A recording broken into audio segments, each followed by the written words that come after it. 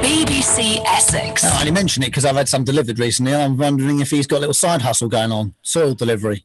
Well, that's why he's in charge of the gardening show. He'll be with you Saturday morning for bringing you their special programme coming on the way, BBC Essex, in just 4 days' time. But tonight, I want to talk about the fascination of fantasy leagues. Now, by the way, if you're thinking, brilliant, football talk for 45 minutes. No. Absolutely not. Because there's fantasy football, yes. But there's also fantasy Formula One. There's also fantasy bake-off. Just for 3 examples for you. Oh, and if you think I'm kidding, by the way, I was over the moon when I discovered you could play fantasy bake-off. This is a revelation. Well, we have a BBC Essex Fantasy Football League, of which Breakfast Show's Ben Fryer is a, how would you put it? An absolute sort of emperor of the game. Wins by country mile. But, there's workplaces up and down the land. There's families and friendship groups who do it. There's things like a Eurovision sweepstake, which happens. World Cup sweepstakes go on. There's lots of ways in which people can make watching a particular thing a little more entertaining with some sportsman's bets between. Eh? Now, it just so happens that we have got 2 people to join us tonight to have a chat about it who know a thing or two about being good at these things. Mr. Josh Ball and Kieran Mullidge are with us this evening. Josh and Kieran, how you doing? You all right? Yeah, not bad, thanks, Rob. It's good to have you on board. Now, to clarify, to put this into context, Josh is our football man. Kieran is a Formula One man. I'm your bake-off man. Producer Adam, you into football? Yeah, you love your football. He's a big fan. He's not as good as you though, Josh. But then apparently neither are 7.5 million people, because Josh is the current Fantasy Premier League champion, which is just. We'll hang on to that for another 10 weeks or so. Got to milk it. You absolutely milk it every second of every day, Josh, because I would. Well, firstly, then, congratulations. What an amazing title to hold. How long have you played Fantasy Premier League for? Oh, so I've had a team for about 5 or 6 years, but I'm not actually the football mad one in not only my family, just in my life. Like, hearing you describe me as the football person is like kind of funny, really. Have I just made friends and family spit tea everywhere? Yeah, no, it's great. The best thing about it is that, like, my sister is the absolutely football obsessed person in my family. Okay. And every time somebody says, "Oh yeah, you must know loads about this," I just picture her spitting tea across the living room. It's great.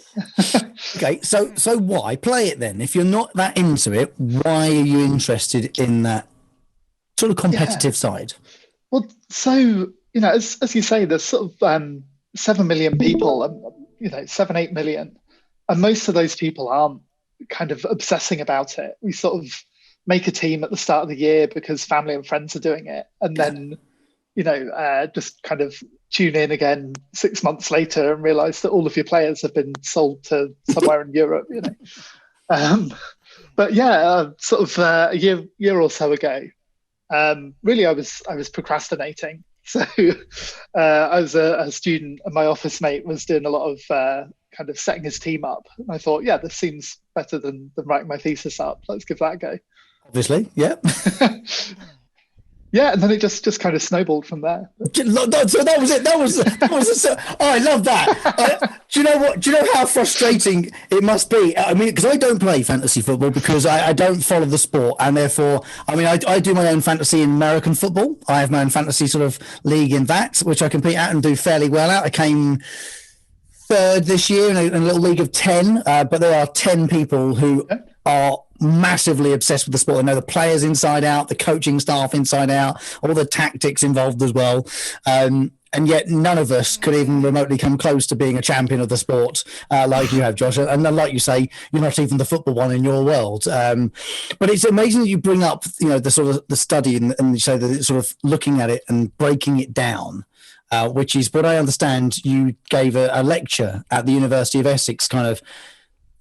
The question was, can maths tell you how to win? And you spoke about this, didn't you? Yes. So I am. I'm not really a footballer, but I am a mathematician, which is a lot more fun, believe it or not. I can hear the listeners disagreeing. Josh, I agree with you. So as far as I'm concerned, I'm 100% on board with the maths. Yeah, you see, I think there's like a cliche with mathematicians that we always say, "Oh, maths is everywhere. It's kind of in everything." Yeah. And everyone's just like, "Oh, yeah, right, pull the other one." But it really is. And like, I think fantasy football is a great example of it because, obviously it's a sports game. It's about football, but it's not a game of football. Just because you're good at football doesn't make you good at fantasy football. Oh. And equally, it's at the end of the day, it's kind of a strategy game almost. So you're using real life to sort of, determine who gets points, but you can take different approaches to that game informed by different statistics that are out there. So some people watch a football match, go, "Oh, those players look good. I'll get them in my team." But at the other end of the spectrum, there are people that just use statistics and they, have big spreadsheets and try and kind of optimize it mathematically. I have to admit, I'm more somewhere in the middle. I didn't have any spreadsheets or anything like that. But obviously, being a mathematician that has won one of these games, everybody wants to know about that link. So yeah, that was where my lecture for universities came along, was to say, well, let's dive into that and see what maths can tell us about these games. Which I think is amazingly fascinating. Now, we've touched on the maths with yourself, Josh. Kieran, I want to bring at this point because he runs a third-party statistics page on Instagram, F1 Fantasy Tracker. Now, Kieran, I'm imagining, I follow Formula One. I'm not a massive fan, but I'm a follower of. Must be quite exciting with the season fast approaching down into Australia in the coming weeks. But this is a sport that has so many more components to it that you can study. Numbers are a big thing in Formula One, aren't they? Yeah, absolutely. That's what makes our website, really interesting, is that a lot of the points that Josh brought up were quite true, and why we kind of started our whole platform. Like, I'm personally really interested in fantasy sports as well. I perform quite well in various other fantasy games, and when Formula One started their fantasy game, I was starting to look around for the data, the statistics, to try and guide me in what really is the better choice. And it turned out there wasn't one. So my flatmate actually set up the website with me, and the whole goal was really to use numbers and statistics to try and discover hidden trends between drivers and different kind of constructors that were available for you to pick. And I think in my first year I managed to get 28th overall, which was good for a start in our first year, but we're into our third year now, and we occupy, I think, 40% of the top 10, including the game's winner. So I'm not quite Josh, but there is a Josh in our community who won the whole thing. Please do not play yourself down, Kieran. Guessing whether or not they'll finish the race would be about as far as I would ever get. Honestly, I've been stung too many times. I think I picked a driver on a hunch, and I said, I think this is the pick. And he crashed straight into the wall, and I was the only one who had to take that loss. It was tough. It was a tough loss. I heard Josh sigh then, when I'm sure it's happened before, when you've put someone in and they have a warm up injury or something, and you just sit there and go, "Oh, I can't believe that." That's the beauty of it, and I think actually in that single sound you made there, Josh, it is what makes playing these fantasy leagues, so much fun. Now, I know people can take them really seriously, and I know people do take them seriously, and I'm all for that. I love the fact that I play fantasy American football, and I'm in one league where everyone takes it really serious.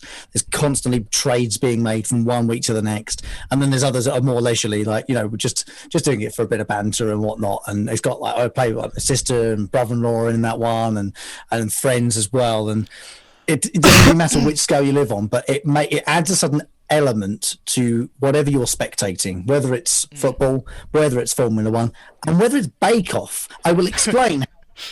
Image Bronson, Camilla Cabello on BBC Essex. It's a Monday night, very nearly 8:30. Was a couple of minutes between friends. Let's call it 8:30, shall we? The 1st of March. I'm Rob Jelly, that's producer Adam, and this is Josh and Kieran who are with me tonight to talk about fantasy leagues of all types, by the way. I just want to make sure that you're not thinking, oh, he's going to talk about football for a bit. No, not all about football. The whole idea of our chat tonight is to kind of understand the fascination for it. So, gents, I'm going to ask you shortly, is that, what it is. What is it that you kind of get excited about in the week leading up to the first week of picks and things like that? But I did say I was going to explain Great British Bake Off Fantasy, which, by the way, I invited to come on the show, but unfortunately they weren't free to come on to join us tonight to talk about it. But about 4 or 5 years ago, a couple of people decided they would start up a sort of fantasy league for the Bake Off.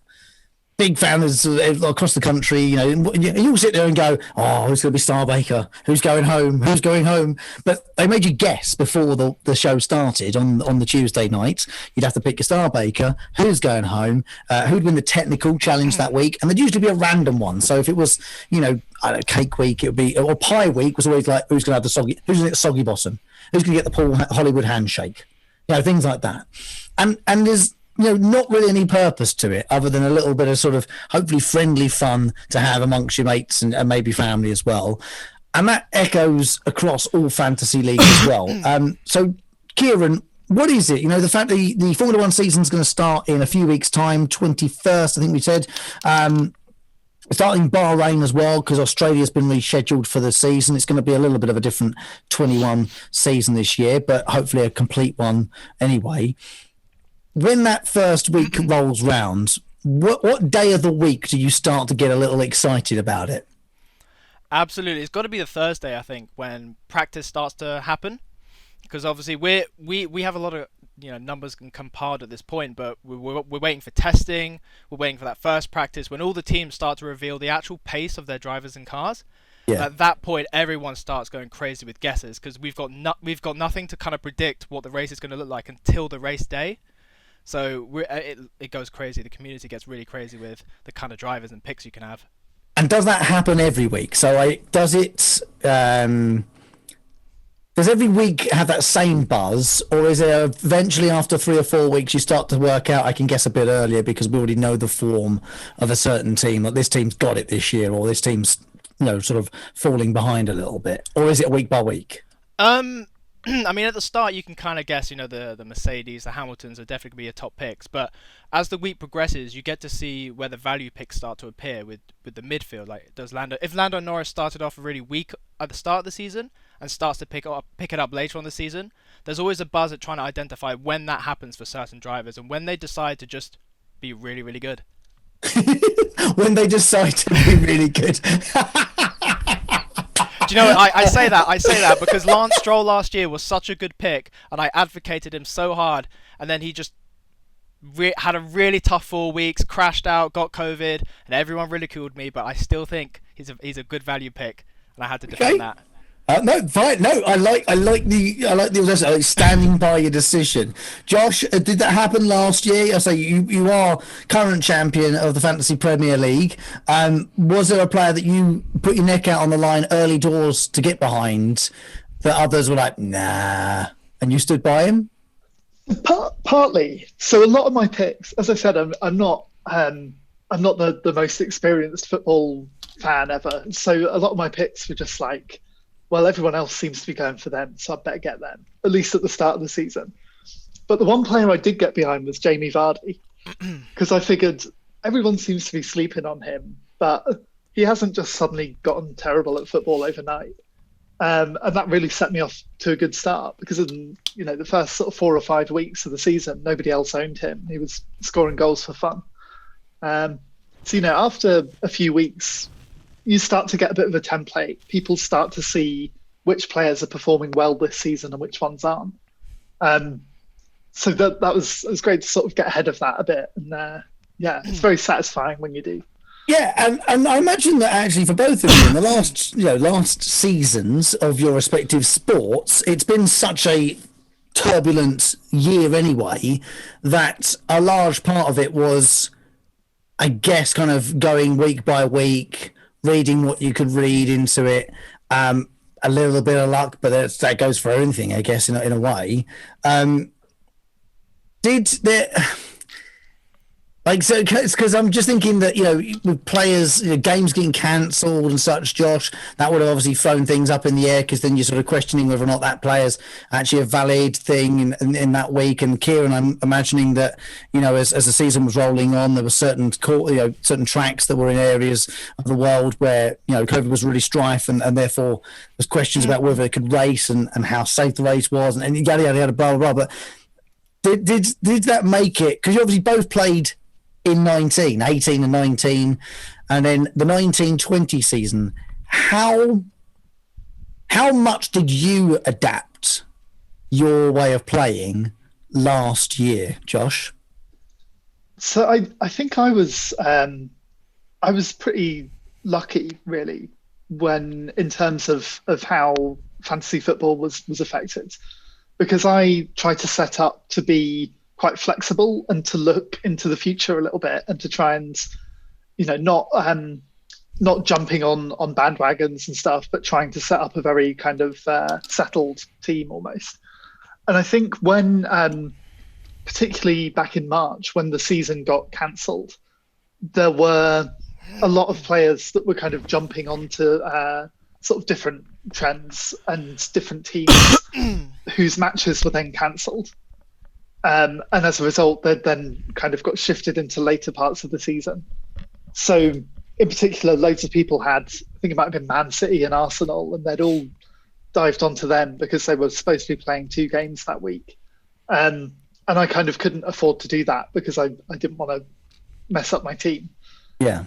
And then that kind of worked to my benefit, I guess. But I think being flexible is important. How vital, this is a question from producer Adam here, who's a football fantasy fan and regular player. How well do you do in the staff bar, Mads? You all right? Oh, no, don't talk about it. Fair enough. I've got the universal symbol for stop asking. How vital is it for captaining a player? As that kind of gives you big points. Did you always change your captain? Yeah, I mean, it's quite controversial. So the captain, basically you just get double their points for that week. So obviously, if you pick the right player each week, you can be looking at an extra, I don't know, 5 to 10 points maybe than if you pick the wrong one.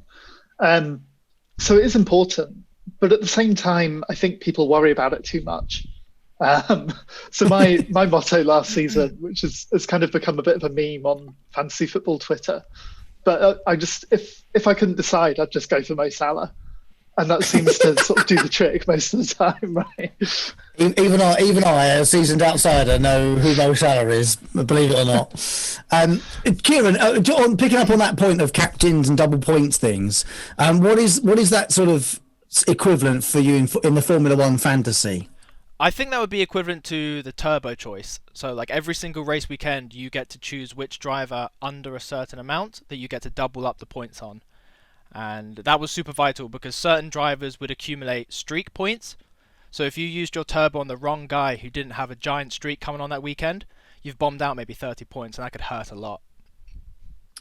Oh, I love this. Because I can hear, without even seeing it, Kieran, I can hear the smile on your face. Because I know for a fact, without even asking you this question, but I know already there's an example of that from last year, where you watched the streak get bigger and bigger and bigger, and then you doubled up and you turboed. Who was it and what race? Well, there's one move you get to do per year called the Mega Drive, and that's triple, and you can use that for anyone.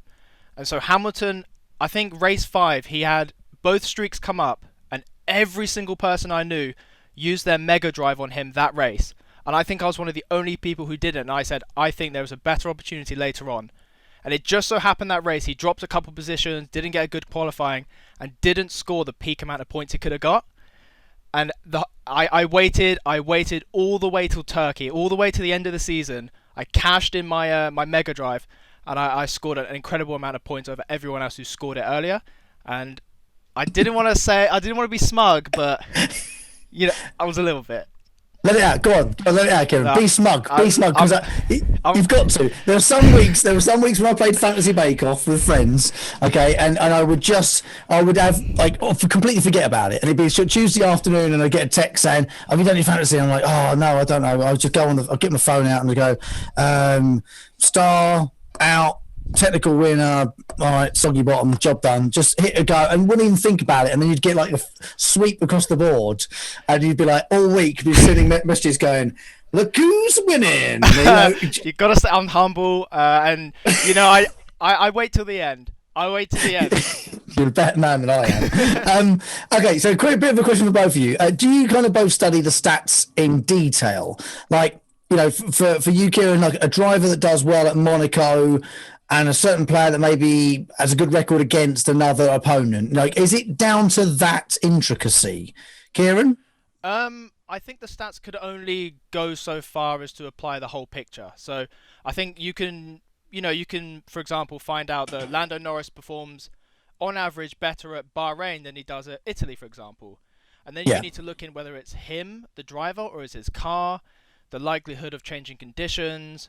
And then we're in a rare situation right now where the cars have been the same for the last 2 years. So we have previous data to look on, because quite often the cars evolve and then it becomes a toss-up. Throws it completely up in the air again. Exactly. I mean, that was the problem with this year because of COVID. There were a lot of tracks that they hadn't raced on for 5-10 years. And that threw all the data away. We were all just sitting there staring at the numbers and saying, we honestly can't recommend anything for this. We don't know who's going to be good. Maybe Hamilton will win, probably, as usual. But the rest, every man for himself at this point. Wow.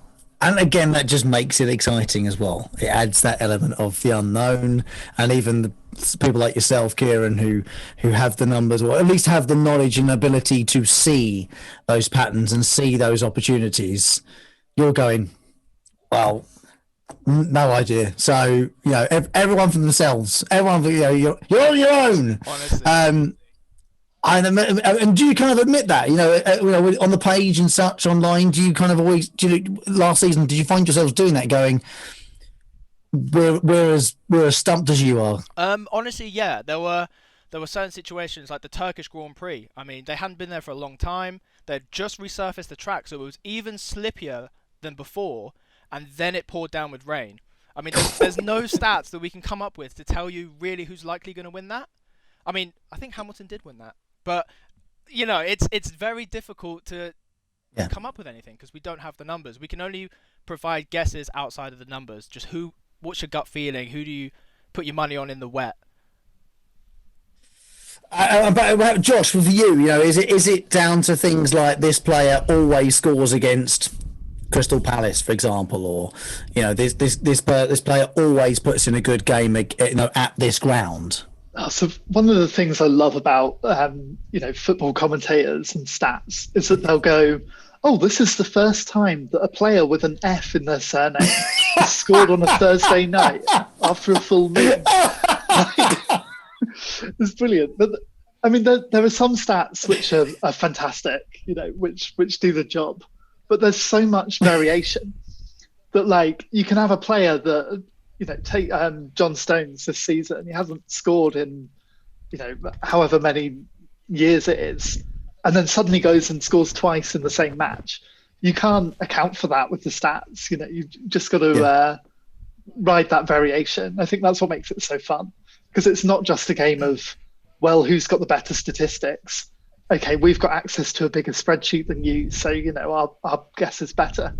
There is that kind of gut feeling and that sense of just kind of backing a player for 1 week. You just go, I don't really have a reason for it. Yeah, just going with your gut, and that's, I think that's why people go to watch sport in the first place. But that's also why people like putting bets on. They go like, I've got a good feeling about this week, and just got a good feeling we're gonna win it this week.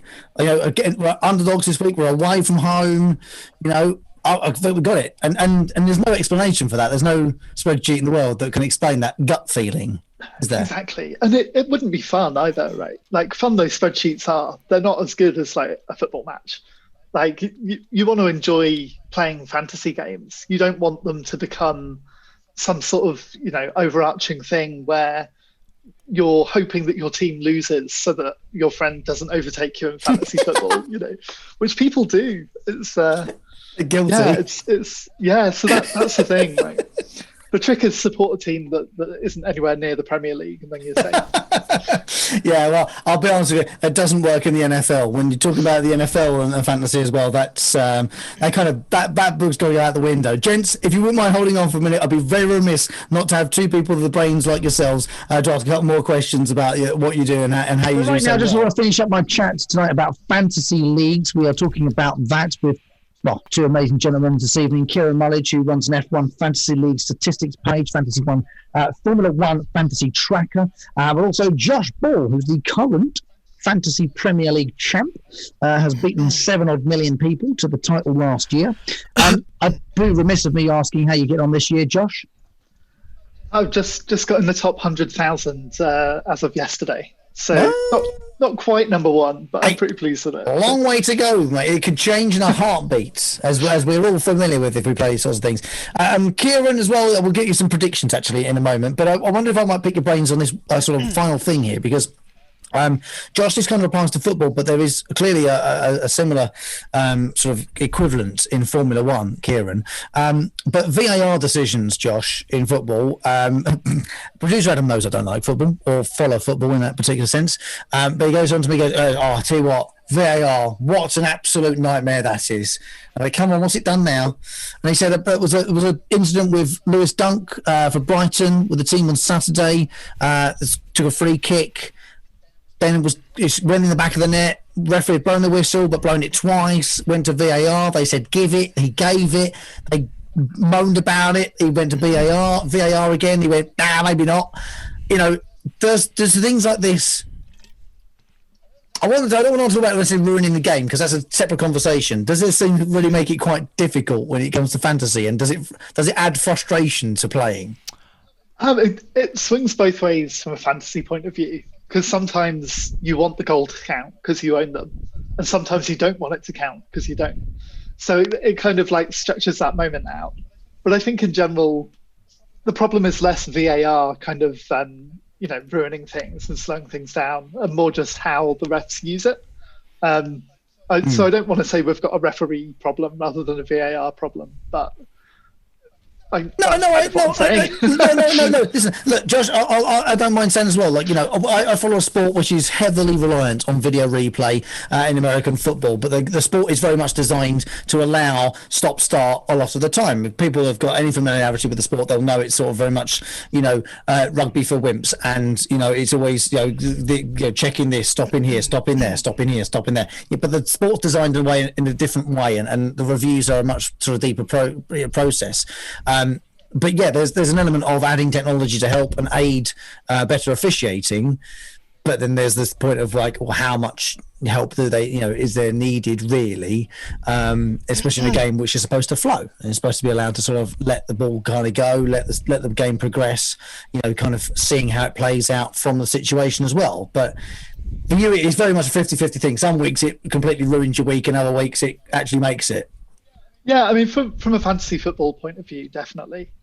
It's you spend most of your time kind of desperately hoping that not only is one of the teams going to score, but that it's going to be one of your players in particular. Yeah. So there's that kind of element of tension as it goes on, and that anticipation is what's fun about it. When it then actually happens, you then get it all again for another 5 minutes while you're waiting for them to confirm it all. But it's a little bit more certain that time. You're like, it's definitely, they're going to come out and blow a whistle, and either I'm going to get the points or I'm not. Yeah. But again, it adds that another level of anticipation and excitement for the whole thing. And Kieran, I've just sort of thought of what it was that the Formula One has the equivalent of, and that's, I guess, when a penalty is enforced upon a racer and they have to do the drive-through through the pit lane and do like the 10-second penalty, or maybe they're the decision is made during the race to either review it at the end of the race and let them carry on, or to pull them into the pit lane and give them the 10-second drive-through penalty, or the drive-through penalty as it were. Do things like that kind of very much change the dynamic of fantasy Formula One, and can you ever account for that? Yeah, there's two parts to that actually. So when it actually works a lot in our favour because of how they set the rules up. So if you have a driver, for example, who qualifies in position 10, then receives say a 5-grid penalty for his starting grid on Sunday, according to the rules, that means if he goes from P15 back to P10, he's gained 5 positions, which works out absolutely magnifico for anyone who's actually picked that driver, because it means you get the overtake points just to return back to the position he was at. So in that case, it works out really well. But post-race penalties, yeah, those completely sting. I mean, when you see your driver, he gets hit with a penalty or drive-through. I mean, the George Russell race in Bahrain, I mean, that hurt. That really hurt. Not from a fan's perspective, but just from a fantasy perspective. I put all my chips on him.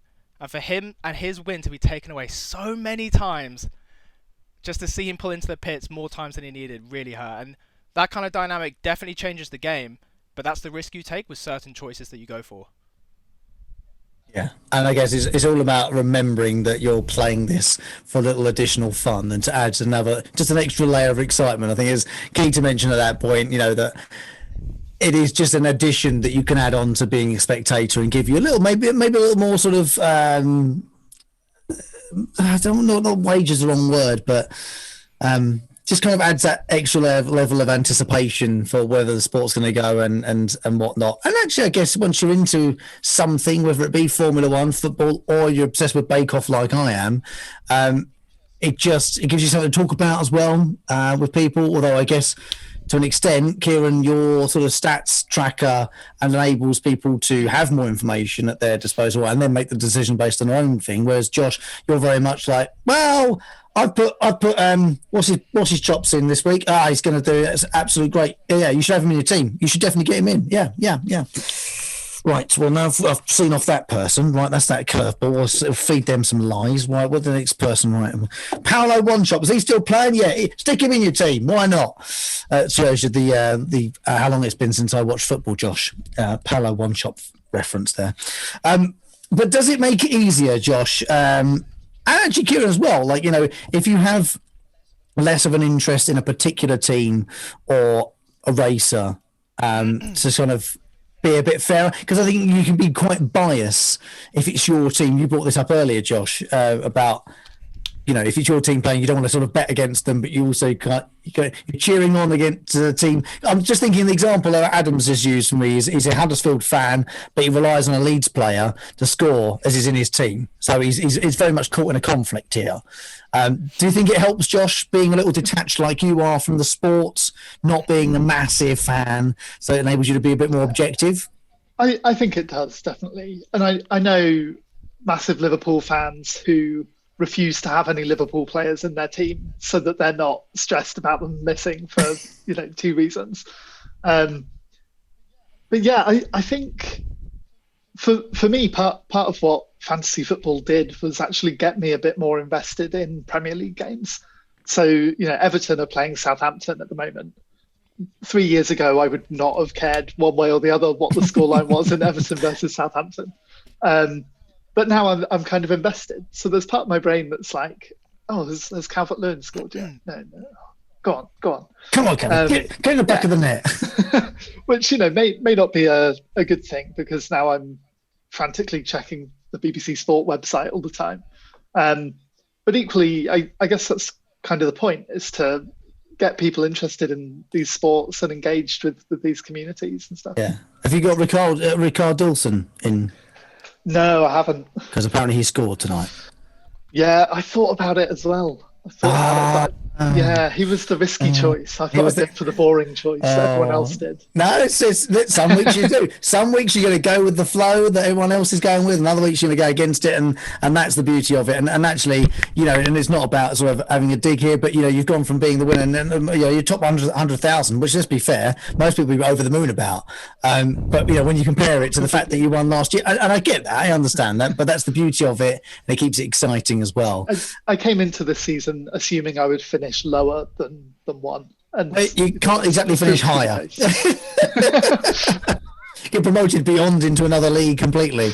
And Kieran, I mean, we said we were a couple of weeks away from the Bahrain Grand Prix setting off the season, as Australia, as I mentioned earlier, has been sort of postponed a little way back into the year.